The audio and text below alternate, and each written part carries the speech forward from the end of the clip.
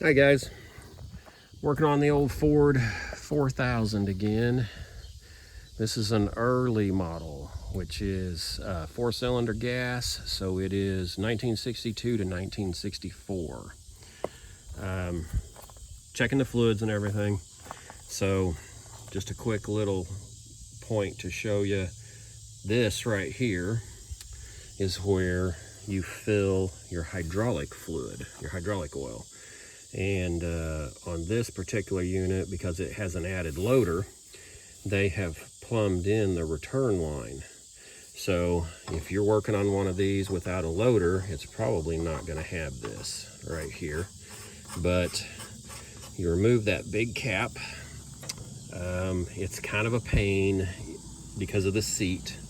So you need a funnel that will fit back in here and come right up here by the edge of the seat in order to fill it. Right here is where you check it. While we're here, this is your PTO disengage, engage lever. If you're doing the rear axle oil, it is also just behind the seat.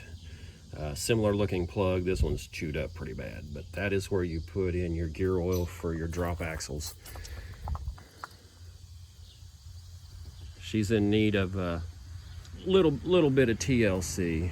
You know, over 60 years old probably, or close to it, and been in the same family for 50 years.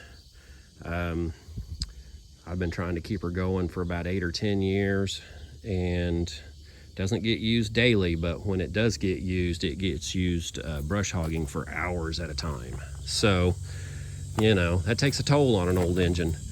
Just put a new radiator hose on it on the opposite side, and had a leak. Can't see it, but had a leak on the radiator. Walk around over here.